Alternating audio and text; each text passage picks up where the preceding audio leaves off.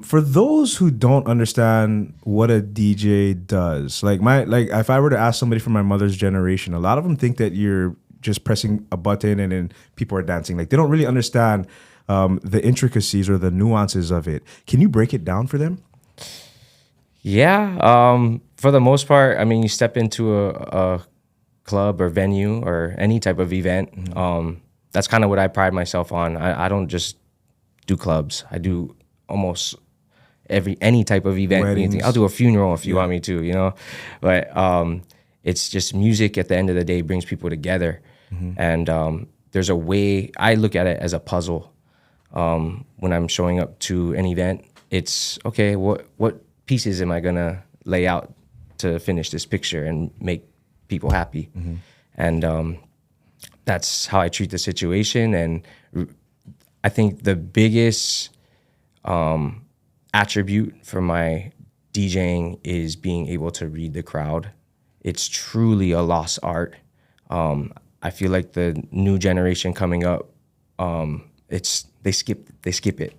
It's something you learn through experience and doing gigs where there's no one there, or gigs where there's little bit people, or gigs where there's a lot of people. Like, you just need that experience to be able to gain those skills of reading the crowd, seeing who's in there, what should I play to make everyone happy in a sense. It's almost impossible to make everyone happy, but it's that's the challenge. You want to get everyone to enjoy what you're playing. Okay, so let's get technical. When it comes to mixing music and reading the crowd, what does that mean? You're picking certain songs, you're adjusting BPMs, you're mixing it at certain points in the song so it flows well. What does that look like in your head? What's going through your head? It's in my head, it's a guy with a huge canvas and he's just throwing paint at the wall, like in doing art in a sense. But it really comes down to who's in the room. You're physically looking, like, okay, you can go by race, you can go by age, it's all of that. And I mean, I think those are the two most important things, rage and age, because race and age. You're looking at, again, who's in the crowd, what type of music I'm gonna play. Oh, it's a little older crowd. I'm gonna start out with some little classics, see where that goes, and then you know, certain places the crowd changes. It's like, oh shoot, the crowd's way younger now. I gotta play something new, or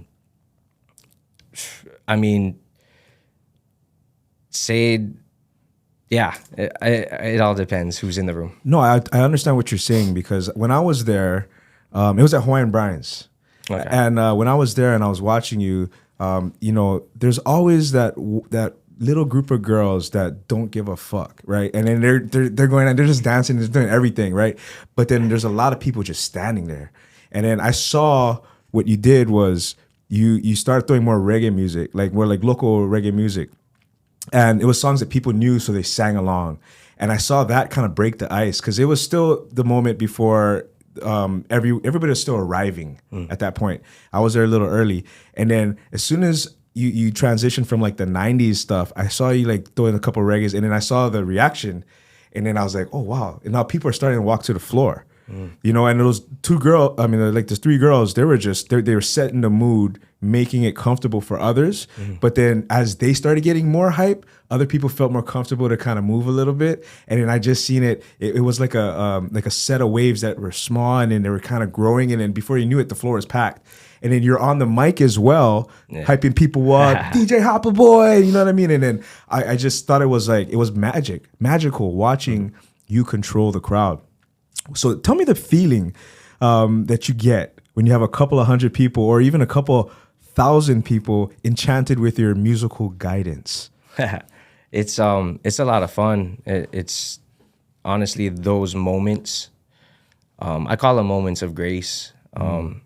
Moments of grace are hard to sometimes see and realize it's going on, but that's one of them that I count, and it's a feeling that that's why I do what I do type of thing. I think Shaquille O'Neal, he explained it perfectly. I mean, I don't know if you know it. He's a huge DJ, DJ now, and he's doing all these big festivals and shows. And I mean, someone who's been doing it for, you know, so long, and watching someone who just stepped in and starts killing it and doing all these big things, but it's the way he brings energy. And I mean, everyone knows he's not making the music, and you know, it doesn't even matter at this point. It's just people go out to see the show and experience that energy that he brings to a crowd, and I have nothing but respect for that.